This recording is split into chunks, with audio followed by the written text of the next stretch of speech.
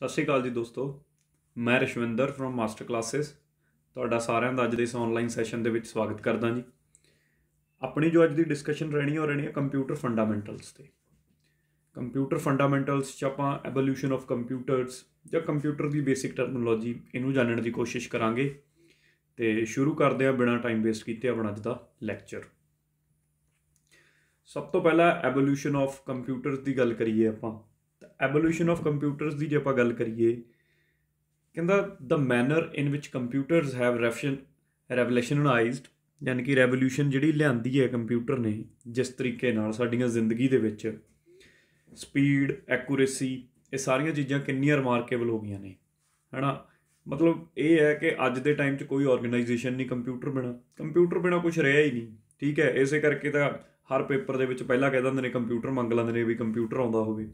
ਕਿਸੇ 'ਚ ਟਾਈਪਿੰਗ ਕਹਿ ਦਿੰਦੇ ਨੇ ਜੀ, ਕਿਸੇ ਦੇ ਵਿੱਚ ਸਾਨੂੰ ਕਹਿ ਦਿੰਦੇ ਨੇ ਕੰਪਿਊਟਰ ਦਾ ਵਿੱਚ 20 ਨੰਬਰ ਦਾ ਪੋਰਸ਼ਨ ਪਾਤਾ, 25 ਨੰਬਰ ਦਾ ਪੋਰਸ਼ਨ ਪਾਤਾ, ਕਿਉਂਕਿ ਕੰਪਿਊਟਰ ਦਾ ਜ਼ਮਾਨਾ ਆ ਚੁੱਕਿਆ। ਕੰਪਿਊਟਰ ਦੀ ਹਰ ਜਗ੍ਹਾ ਲੋੜ ਹੈ।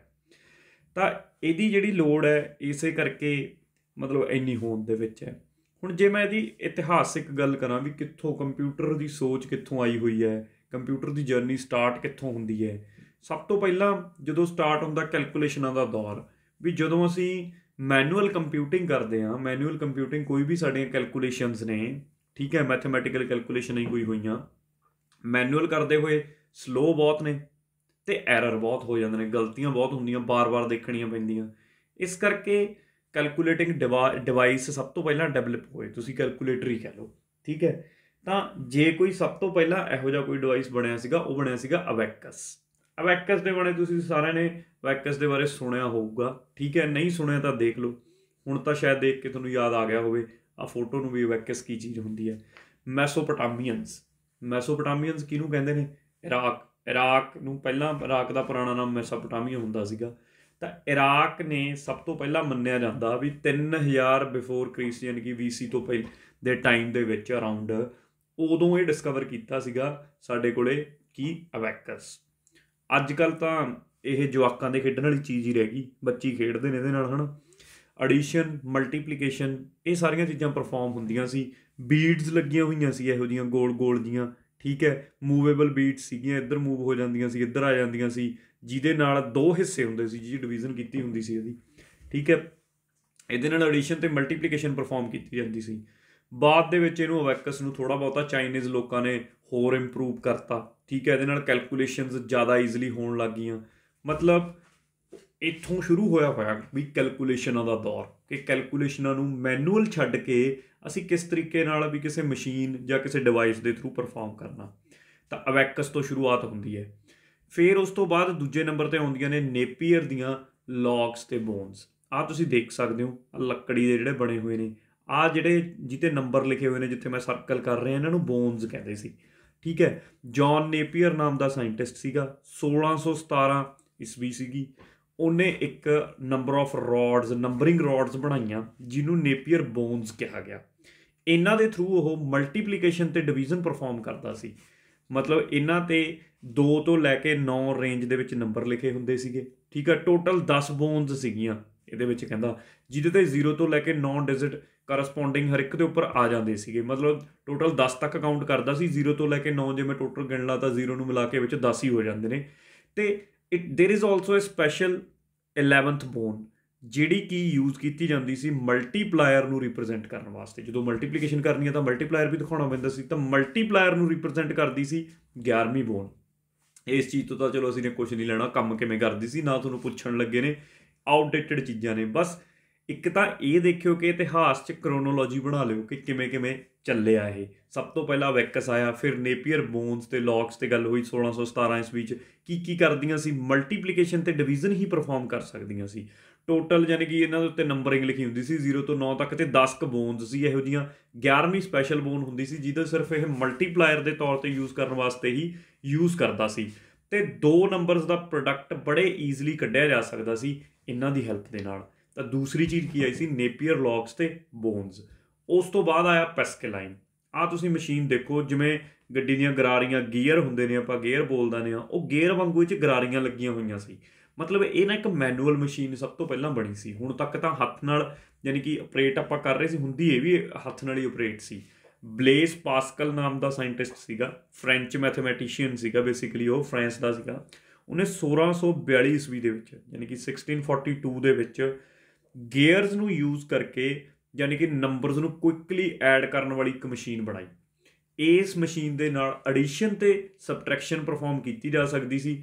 ਖਾਸੀਅਤ ਇਹ ਸੀ ਕਿ ਇਹਦੇ ਵਿੱਚ ਇਹਨੇ ਕੈਰੀ ਟਰਾਂਸਫਰ ਕੈਪੇਬਿਲਿਟੀ ਵੀ ਕਰਤੀ, ਵੀ ਜਿਵੇਂ ਹੁਣ ਫਰਜ਼ ਕਰੋ ਮੈਂ ਜਦੋਂ 17 ਦੇ ਵਿੱਚ 18 ਜੋੜਦਾ ਤਾਂ 8 ਤੇ 7 15, ਇੱਕ ਅੱਗੇ ਕੈਰੀ ਚਲਾ ਗਿਆ। ਆਹ ਕੈਰੀ ਵਾਲਾ ਕੰਸੈਪਟ ਹੁਣ ਤੱਕ ਨਹੀਂ ਆਇਆ ਸੀ। ਹੁਣ ਤੱਕ ਐਡੀਸ਼ਨ ਸਬਟਰੈਕਸ਼ਨ ਤਾਂ ਸੀਗੀ ਪਰ ਕੈਰੀ ਨਹੀਂ ਹਜੇ ਤੱਕ ਆਇਆ ਸੀਗਾ। ਕੈਰੀ ਵਾਲਾ ਕੰਸੈਪਟ ਲੈ ਕੇ ਆਉਣ ਵਾਲਾ ਸੀਗਾ ਪੈਸਕੇਲਾਈਨ, ਜਿਹੜੀ ਇਹਨੇ ਆਪਦੀ ਪੈਸਕੇਲਾਈਨ ਮਸ਼ੀਨ ਬਣਾਈ ਸੀ ਬਲੇਸ ਪਾਸਕਲ ਨੇ 1642 ਦੇ ਵਿੱਚ। ਕੈਰੀ ਕੈਪੇਬਿਲਿਟੀ ਐਡੀਸ਼ਨ ਸਬਟਰੈਕਸ਼ਨ ਪਰਫਾਰਮ ਕਰਦੀ ਸੀਗੀ, ਠੀਕ ਹੈ। ਤਾਂ ਇਹ ਮਤਲਬ ਆ ਜਿਹੜੇ ਇਹਦੇ ਆ ਵੀਲ ਜੇ ਲੱਗੇ ਹੋਏ ਸੀ, ਇਹਨਾਂ ਦੀ ਰੋਟੇਸ਼ਨ, ਇਹਨਾਂ ਦੇ ਉੱਤੇ ਨੰਬਰ ਲਿਖੇ ਹੋਏ ਨੇ ਤੁਸੀਂ ਦੇਖੋ 6 2 ਇਹਨਾਂ ਦੀ ਰੋਟੇਸ਼ਨ ਐਵੇਂ ਬਾਹਰੋਂ ਇੱਕ ਕੁੰਡੀ ਜੀ ਐਵੇਂ ਲੱਗੀ ਹੁੰਦੀ ਸੀ, ਉਹਨੂੰ ਘੁਮਾਈ ਜਾਂਦਾ ਸੀ। ਉਹ ਘੁਮਾ ਕੇ ਆ ਗੇਅਰ ਅੱਗੇ ਪਿੱਛੇ ਇਹਨਾਂ ਨੂੰ ਗੋਲ ਗੋਲ ਜਿਹੜੇ ਮੇਰੇ ਕੋਲ ਆ ਹੈਗੇ ਨੇ, ਠੀਕ ਹੈ, ਵੀਲਸ ਜੀ, ਇਹਨਾਂ ਨੂੰ ਘੁਮਾਉਂਦੇ ਰਹਿੰਦੇ ਸੀ ਤੇ ਉਹ ਘੁਮਾਉਣ ਦੇ ਹਿਸਾਬ ਨਾਲ ਹੀ ਮੇਰੇ ਕੋਲ ਐਡੀਸ਼ਨ ਸਬਟਰੈਕਸ਼ਨ ਪਰਫਾਰਮ ਹੁੰਦੀ ਸੀ। ਇਹ ਹੋ ਗਿਆ ਸਾਡੇ ਕੋਲੇ ਪੈਸਕੇਲਾਈਨ, ਕਿ ਪੈਸਕੇਲਾਈਨ ਫ੍ਰੈਂਚ ਦਾ ਸੀਗਾ ਬੰਦਾ ਜਿਹਨੇ ਕਿਹੜੀ ਮਸ਼ੀਨ ਬਣਾਈ ਜੀ, ਪੈਸਕੇਲਾਈਨ ਮਸ਼ੀਨ ਬਣਾਈ। ਬੰਦੇ ਦਾ ਨਾਮ ਕੀ ਸੀਗਾ? Bless Pascal. ਅੱਗੇ ਉਸ ਤੋਂ ਬਾਅਦ ਅੱਗੇ ਚੱਲਦੇ ਚੱਲਦੇ ਈਸਵੀ ਆ ਗਈ 1673, 1673 1673। ਨਾਮ ਸੀਗਾ ਗੌਟਫਰਾਈਡ, ਠੀਕ ਹੈ, ਲਿਬਨਿਟਸ। ਉਹਨੇ ਬਣਾਇਆ ਲਿਬਨਿਟਸ ਕੈਲਕੂਲੇਟਰ, ਜੇ ਬਿਲਕੁਲ ਉਹਦੇ ਵਾਲੇ ਹੋਣ 'ਤੇ ਹੀ ਸੀ, ਉਵੇਂ ਹੀ ਸੇਮ ਜਿਵੇਂ ਉਹਦੇ ਵਿੱਚ ਤੁਸੀਂ ਕਹਿ ਲਓ ਕਿ ਵੀਲਸ ਲੱਗੇ ਹੋਏ ਸੀ, ਜਾਂ ਤੁਸੀਂ ਕਹਿ ਲਓ ਕਿ ਗੇਅਰਿੰਗ ਵਾਲਾ ਸਿਸਟਮ ਜਾਂ ਸੀ, ਇਹ 'ਚ ਵੀ ਗੇਅਰਿੰਗ ਵਾਲਾ ਸਿਸਟਮ ਸੀ। ਆ ਬਾਹਰ ਜਿਹੜੀ ਹੱਥੀ ਜੀ ਲੱਗੀ ਹੋਈ ਹੈ, ਜਿਵੇਂ ਆਪਣੀ ਕੱਪੜੇ ਸਿਉਣ ਵਾਲੀ ਮਸ਼ੀਨ ਹੁੰਦੀ ਹੈ ਉਹਦੇ ਬਾਹਰ ਹੁੰਦੀ ਹੈ, ਐਵੇਂ ਐਵੇਂ ਇਹਨੂੰ ਗੇੜਦਾ ਸੀਗਾ, ਮਤਲਬ ਐਵੇਂ ਉਹਨੂੰ ਘੁਮਾਉਂਦਾ ਸੀਗਾ ਅਤੇ ਘੁਮਾ ਕੇ ਉਸ ਤੋਂ ਬਾਅਦ ਉਹ ਨੰਬਰ ਜਨਰੇਟ ਕਰਦਾ ਸੀ ਜੋ ਵੀ ਇਹਨਾਂ ਨੇ ਟਾਸਕ ਪਰਫਾਰਮ ਕਰਨੇ ਸੀ। ਕੀ ਟਾਸਕ ਪਰਫਾਰਮ ਕਰਦਾ ਸੀਗਾ, ਇਹਦੇ ਵਿੱਚ ਕੀ ਕੈਪੇਬਿਲਿਟੀ ਸੀ ਇਹਦੀਆਂ ਮਸ਼ੀਨ ਦੇ ਵਿੱਚ। ਜਰਮਨ ਦਾ ਬੰਦਾ ਸੀ, ਮੈਥਮੈਟੀਸ਼ੀਅਨ ਹੀ ਸੀਗਾ।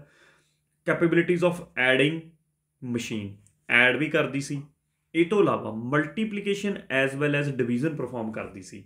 ਅਤੇ ਇਹਦੇ 'ਚ ਬਸ ਫਰਕ ਇਹ ਸੀਗਾ, ਖਾਸ ਜਿਹੜੀ ਇਹਦੀ ਗੱਲ ਸੀਗੀ, ਮਲਟੀਪਲੀਕੇਸ਼ਨ ਪਰਫਾਰਮ ਤਾਂ ਕਰ ਰਹੀ ਸੀ ਪਰ ਮਲਟੀਪਲੀਕੇਸ਼ਨ ਐਂ ਨਹੀਂ ਹੈਗਾ ਜਿਵੇਂ ਮੈਂ ਤੁਹਾਨੂੰ ਕਹਿਤਾ ਕਿ 2 ਨੂੰ 3 ਨਾਲ ਮਲਟੀਪਲਾਈ ਕਰ ਦਿਓ, ਸਿੱਧਾ 6 ਲਿਖਤਾ।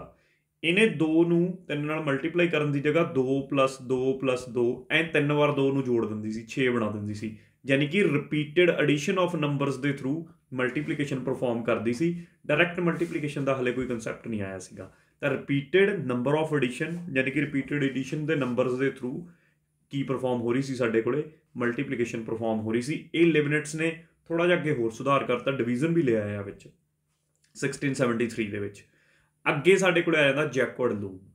ਹੁਣ ਆਪਾਂ ਸਾਰੇ ਜਾਣਦੇ ਹਾਂ ਕਿ 1800 ਸਦੀ ਯਾਨੀ ਕਿ 19ਵੀਂ ਸਦੀ, 1800 ਸਦੀ ਨਹੀਂ ਕਹੂੰਗਾ ਮੈਂ, 1801 ਦੇ ਵਿੱਚ 19ਵੀਂ ਸਦੀ ਹੋ ਗਈ। ਇਸ ਟਾਈਮ ਦੇ ਉੱਤੇ ਸਾਡੇ ਕੋਲੇ ਇੰਡਸਟਰੀਅਲ ਰੈਵੋਲਿਊਸ਼ਨ ਜ਼ੋਰ ਫੜ ਚੁੱਕੀ ਸੀਗੀ, ਯਾਨੀ ਕਿ ਬ੍ਰਿਟੇਨ ਜਾਂ ਇਹੋ ਜਿਹੀਆਂ ਸਾਰੀਆਂ ਉੱਧਰਲੀਆਂ ਕੰਟਰੀਜ਼ ਦੇ ਵਿੱਚ। ਫਿਰ ਇੱਥੇ ਇੱਕ ਮਸ਼ੀਨ ਬੜਾ ਜ਼ੋਰਦਾਰ ਫੜਿਆ ਮਸ਼ੀਨ ਨੇ, ਮਸ਼ੀਨ ਦਾ ਨਾਮ ਸੀਗਾ ਜੈਕੁਆਰਡ ਲੂਮ। ਜੈਕੁਆਰਡ ਲੂਮ ਇੱਕ ਜੈਕੁਆਰਡ ਨਾਮ ਦੇ ਸਾਇੰਟਿਸਟ ਸੀਗਾ, ਜੋਸਫ ਜੈਕੁਆਰਡ। ਇਹਨੇ ਇੱਕ ਪੰਚ ਕਾਰਡਸ ਦੇ ਥਰੂ ਕੰਟਰੋਲ ਹੋਣ ਵਾਲੇ ਇੱਕ ਲੂਮ ਬਣਾਇਆ। ਆਹ ਤੁਸੀਂ ਦੇਖ ਸਕਦੇ ਹੋ। ਇਹ ਮਸ਼ੀਨ ਕੀ ਕਰਦੀ ਸੀ, ਇਹ ਟੋਟਲੀ ਪ੍ਰੋਗਰਾਮੇਬਲ ਕੰਟਰੋਲਡ ਮਸ਼ੀਨ ਸੀ। ਮਤਲਬ ਇਹਦੇ 'ਚ ਕੋਈ ਬੰਦੇ ਦੀ ਹੈਲਪ, ਜਿਵੇਂ ਹੁਣ ਤੱਕ ਤਾਂ ਮੈਂ ਦੇਖਿਆ ਪਿਛਲੇ ਦੇ ਵਿੱਚ ਇਹਨੂੰ ਹੱਥ ਨਾਲ ਚਲਾਉਣਾ ਪੈ ਰਿਹਾ ਸੀ, ਕੁਛ ਕਰਨਾ, ਇਹਨੂੰ ਕੁਛ ਨਹੀਂ ਕਰਨਾ ਪੈਣਾ ਸੀ। ਮੈਨੂਅਲੀ ਕੋਈ ਕੰਟਰੋਲ ਨਹੀਂ ਸੀ, ਆਪਣੇ ਆਪ ਹੀ ਇਹਨੂੰ ਇਲੈਕਟ੍ਰੀਸਿਟੀ 'ਤੇ ਚਲਾਉਂਦੇ ਸੀ ਅਤੇ ਆਪੇ ਕੰਮ ਕਰਦੀ ਸੀ। ਟੋਟਲੀ ਪ੍ਰੋਗਰਾਮੇਬਲ ਕੰਟਰੋਲਡ ਮਸ਼ੀਨ ਬਣਾਈ ਗਈ ਸੀ, ਪਹਿਲੀ ਪ੍ਰੋਗਰਾਮੇਬਲ ਕੰਟਰੋਲਡ ਮਸ਼ੀਨ ਸੀ।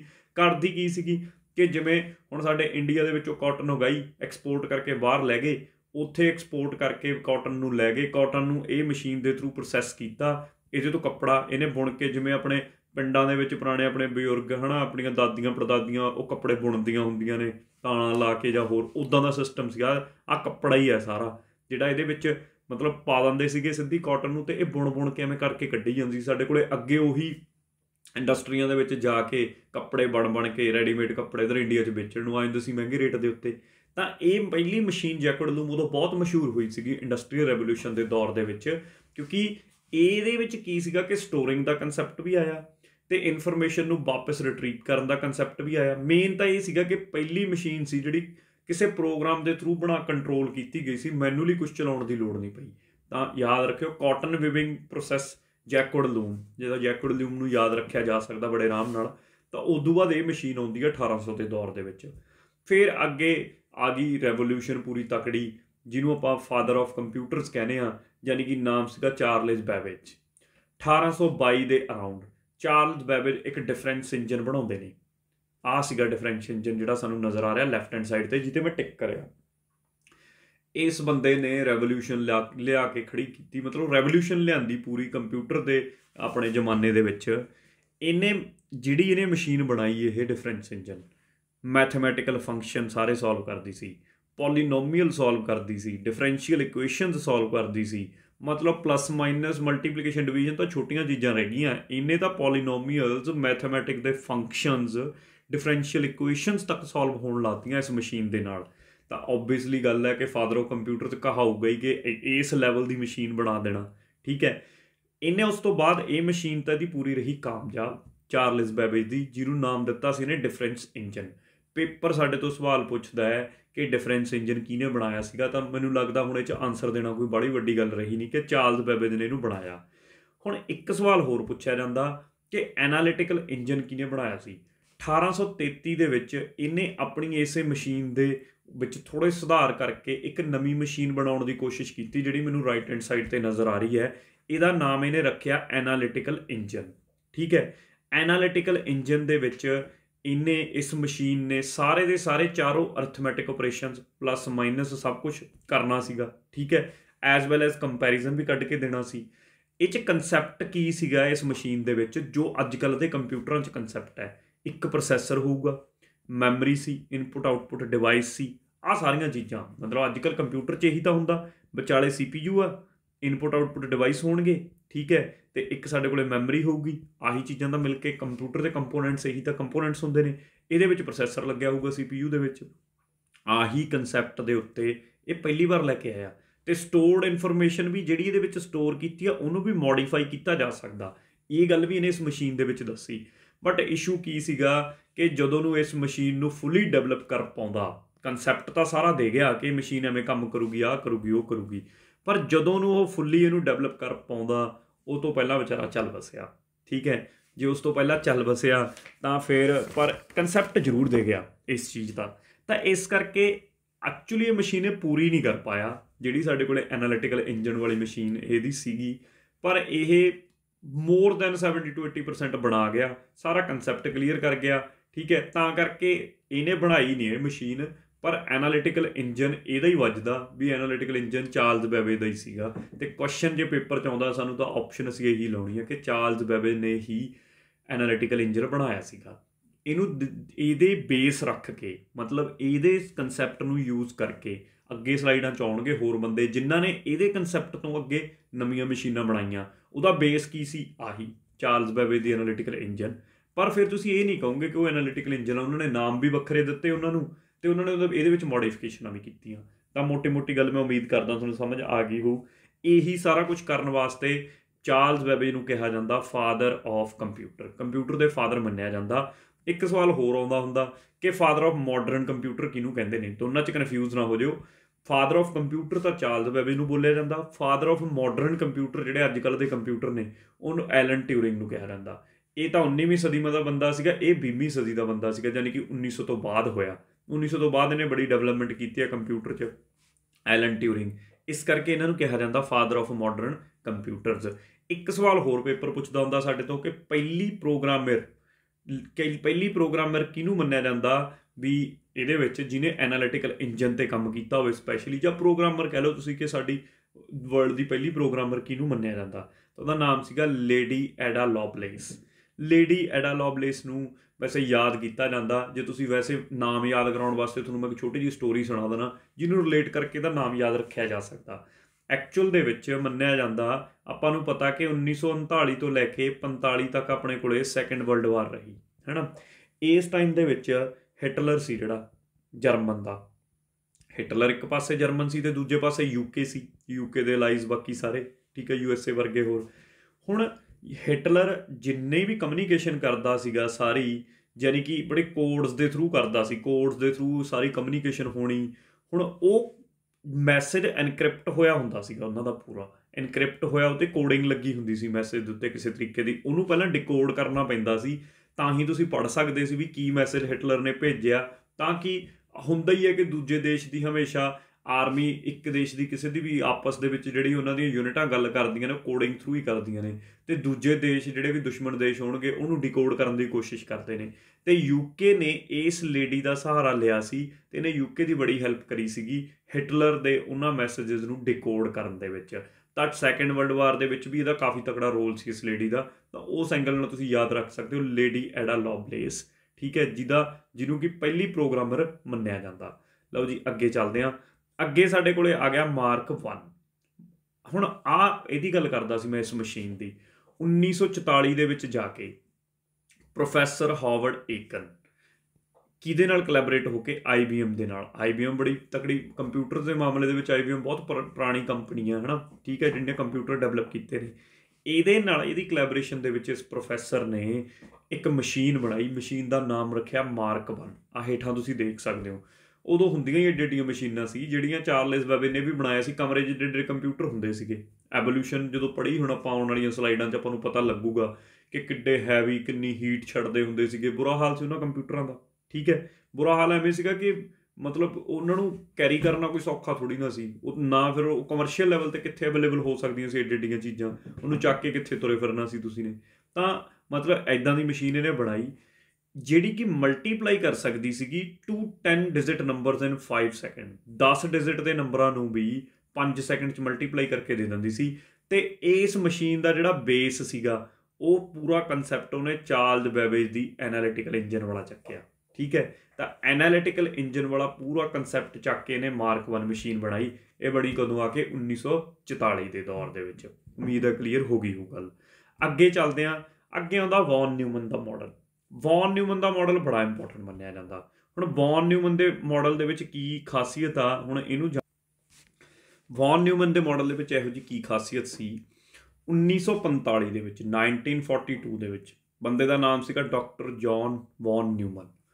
ਇਹਨਾਂ ਨੇ ਇੱਕ ਕੰਸੈਪਟ ਪ੍ਰਪੋਜ਼ ਕੀਤਾ, ਰੱਖਿਆ ਕਿ ਇੱਕ ਸਟੋਰਡ ਪ੍ਰੋਗਰਾਮ ਕੰਪਿਊਟਰ ਬਣਾਇਆ ਜਾ ਸਕਦਾ ਜਿਹਦੇ ਵਿੱਚ program as well as data ਦੋਨਾਂ ਨੂੰ ਇੱਕੋ ਹੀ ਮੈਮਰੀ ਯੂਨਿਟ ਦੇ ਵਿੱਚ ਸਟੋਰ ਕੀਤਾ ਜਾ ਸਕਦਾ ਹੈ। ਕਿਵੇਂ?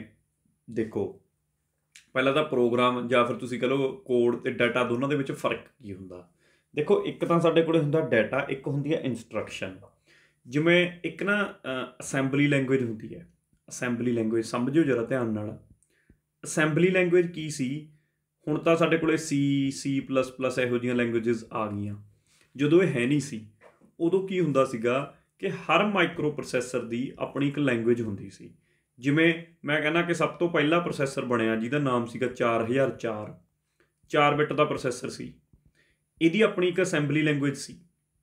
ਅਸੈਂਬਲੀ ਲੈਂਗੁਏਜ ਮਤਲਬ ਇਹਦਾ ਇੱਕ ਆਪਣਾ ਇੰਸਟਰਕਸ਼ਨ ਸੈੱਟ ਹੁੰਦਾ ਸੀ। ਇੰਸਟਰਕਸ਼ਨ ਸੈੱਟ ਦੇ ਵਿੱਚ ਤੁਸੀਂ ਕਹਿ ਲਓ ਜਿਵੇਂ 100 ਇੰਸਟਰਕਸ਼ਨਸ ਹੋ ਗਈਆਂ, 100 ਕਮਾਂਡਸ ਹੋ ਗਈਆਂ।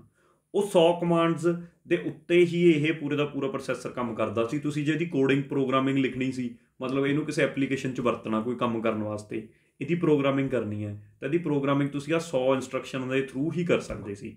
ਇਹਦਾ ਮਤਲਬ ਤੁਹਾਨੂੰ ਜਦੋਂ ਵੀ ਕਿਸੇ ਪ੍ਰੋਸੈਸਰ ਨੂੰ ਵਰਤਣਾ ਸੀ ਉਹਦਾ ਇੰਸਟਰਕਸ਼ਨ ਸੈੱਟ ਯਾਦ ਕਰਨਾ ਪੈਂਦਾ ਸੀ, ਉਹਦੀਆਂ ਸਾਰੀਆਂ ਕਮਾਂਡਸ ਯਾਦ ਕਰਨੀਆਂ ਪੈਂਦੀਆਂ ਸੀ। ਇਹਨੂੰ ਤਾਂ ਅਸੀਂ ਕਹਿ ਦਿੰਦੇ ਹਾਂ ਪ੍ਰੋਗਰਾਮ ਵਾਲਾ ਹਿੱਸਾ। ਹੁਣ ਜਿਹੜੇ ਡਾਟਾ ਦੇ ਉੱਤੇ ਕੰਮ ਕਰਨਾ ਸੀ, ਵੀ ਕੋਈ ਪ੍ਰੋਗਰਾਮ ਲਿਖਿਆ ਜਾ ਰਿਹਾ ਉਹ 'ਚ ਡਾਟਾ ਵੀ ਤਾਂ ਹੋਊਗਾ, ਤਾਂ ਉਹ ਡਾਟਾ ਹੁੰਦਾ ਸੀ, ਉਹਨੂੰ ਤੁਸੀਂ ਡਾਟਾ ਬੋਲ ਸਕਦੇ ਹੋ। ਹੁਣ ਜਿਵੇਂ ਮੈਂ ਇੱਕ ਕਮਾਂਡ ਲਿਖਦਾ, ਤੁਹਾਨੂੰ ਕਮਾਂਡ ਲਿਖ ਕੇ ਸਮਝਾਉਣਾ ਇਹ ਗੱਲ। ਜਿਵੇਂ ਮੈਂ ਇੱਕ ਕਮਾਂਡ ਲਿਖੀ ਇਹੀ ਅਸੈਂਬਲੀ ਲੈਂਗੁਏਜ ਦੀ, ਜਿਵੇਂ ਲਿਖਿਆ ਗਿਆ ਮੂਵ A, B। ਇਹਦਾ ਮਤਲਬ ਕੀ ਹੈ?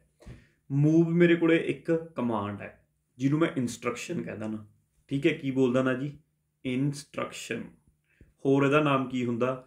ਹੋਰ ਇਹਨੂੰ ਬੋਲ ਦਿੱਤਾ ਜਾਂਦਾ ਔਪ ਕੋਡ। ਹੋਰ ਇਹਦਾ ਨਾਮ ਕੀ ਹੁੰਦਾ? ਹੋਰ ਇਹਨੂੰ ਕਹਿ ਦਿੰਦੇ ਨੇ ਨਿਮੋਨਿਕ। ਆਹ ਪੇਪਰ ਸਾਡੇ ਤੋਂ ਪੁੱਛਦਾ ਹੈ ਕਿ ਇੰਸਟਰਕਸ਼ਨ ਨੂੰ ਹੋਰ ਕੀ ਕਹਿੰਦੇ ਆ, ਜਾਂ ਤੁਹਾਡੇ ਐਵੇਂ ਐਗਜ਼ਾਮਪਲ ਦੇ ਕੇ ਮੂਵ A, B 'ਚੋਂ ਕਹਿਣਗੇ ਵੀ ਮੂਵ ਕੀ ਹੈ, ਇਟ ਇਜ਼ ਏ ਔਪ ਕੋਡ ਜਾਂ ਇੰਸਟਰਕਸ਼ਨ ਜਾਂ ਕੀ ਨਾਮ ਨਾਲ ਜਾਣਿਆ ਜਾਂਦਾ, ਠੀਕ ਹੈ। ਅਤੇ ਜਿਹੜਾ ਇੰਸਟਰਕਸ਼ਨ ਤੋਂ ਇਲਾਵਾ ਜਿਹਦੇ ਉੱਤੇ ਇੰਸਟਰਕਸ਼ਨ ਨੇ, ਮਤਲਬ ਇਹ ਤਾਂ ਹੋ ਗਿਆ ਇੰਸਟਰਕਸ਼ਨ ਜਿਹੜਾ ਟਾਸਕ ਹੋਣਾ, ਕੰਮ ਹੋਣਾ, ਜਿਹਦੇ ਉੱਪਰ ਕੰਮ ਹੋਣਾ, ਟਾਸਕ ਪਰਫੋਰਮ ਕੀਤਾ ਜਾਣਾ ਜਿਹਦੇ ਉੱਪਰ, ਠੀਕ ਹੈ, ਉਹਨੂੰ ਅਸੀਂ ਬੋਲ ਦਿੰਦੇ ਹਾਂ ਔਪਰੈਂਡ, ਜਾਂ ਤੁਸੀਂ ਕਹਿ ਸਕਦੇ ਹੋ ਡਾਟਾ। ਇਹ ਡਾਟਾ ਜਿਹਦੇ ਉੱਤੇ ਕੰਮ ਹੋਊਗਾ ਇਹਨੂੰ ਔਪਰੈਂਡ ਵੀ ਕਹਿ ਦਿੰਦੇ ਨੇ। ਟੈਕਨੀਕਲ ਨੇਮ ਯਾਦ ਰੱਖਿਓ, ਇੰਸਟਰਕਸ਼ਨ ਦਾ ऑप ਕੋਡ, ਨਿਮੋਨਿਕ ਜਾਂ ਇੰਸਟਰਕਸ਼ਨ, ਤੇ ਜਿਹੜੇ ਡਾਟਾ ਤੇ ਕੰਮ ਕੀਤਾ ਜਾਂਦਾ ਉਹਨੂੰ ਕੀ ਕਹਿੰਦੇ ਅਸੀਂ, ऑपरेंड ਜਾਂ ਫਿਰ ਡਾਟਾ। ਹੁਣ ਜਦੋਂ ਇੱਕ ਪ੍ਰੋਗਰਾਮ ਦੇ ਵਿੱਚ ਅਸੀਂ ਸਟੋਰ ਕਰਾਉਂਦੇ ਆ ਮੂਵ A, B ਅਸੀਂ ਸਟੋਰ ਕਰਵਾਉਣੀ ਹੈ ਕੰਪਿਊਟਰ ਦੇ ਵਿੱਚ, ਮੂਵ ਅਲੱਗ ਸਟੋਰ ਹੁੰਦੀ ਹੈ, ਅਲੱਗ ਜਾਂਦੀ ਹੈ ਇੰਸਟਰਕਸ਼ਨ, ਜਿਹੜਾ ਡਾਟਾ ਇੱਧਰ ਲਿਖਿਆ ਇਹ ਅਲੱਗ ਜਾਂਦਾ ਹੈ, ਡਾਟਾ ਅਲੱਗ ਜਾਂਦਾ ਹੈ, ਇੰਸਟਰਕਸ਼ਨ ਅਲੱਗ ਜਾਂਦੀ ਹੈ। ਇਹੀ ਪ੍ਰੋਗਰਾਮ ਇਹਨੇ ਕਿਹਾ ਇਸ ਇੰਸਟਰਕਸ਼ਨ ਨੂੰ, ਤੇ ਡਾਟਾ ਇਹਨੇ ਕਿਹਾ ਹਿੱਸੇ ਨੂੰ। ਤਾਂ ਇਹਨੇ ਕੀ ਸੀ ਇਹਦੇ ਇਸ ਮਾਡਲ ਦੇ ਵਿੱਚ, ਇਹਨੇ ਕੀ ਕੀਤਾ ਕਿ ਇੱਕ ਇਹੋ ਜਿਹਾ ਸਿਸਟਮ ਬਣਾਇਆ, ਇਹ ਕਹਿੰਦਾ ਵੀ ਕੀ ਕੀਤਾ ਜਾ ਸਕਦਾ, ਪ੍ਰੋਗਰਾਮ ਤੇ ਡਾਟਾ ਨੂੰ ਸਟੋਰ ਕੀਤਾ ਜਾ ਸਕਦਾ ਸੇਮ ਮੈਮਰੀ ਦੇ ਵਿੱਚ। ਹੁਣ ਇਸ ਦਾ ਜਿਹੜਾ ਇਹ ਪ੍ਰੋਸੈਸਰ ਸੀ ਵੌਨ ਨਿਊਮਨ ਆਰਕੀਟੈਕਚਰ 'ਚ, processor execute instructions stored in the memory of the computer since there is a one communication channel so the processor at a time can fetch data or an instruction।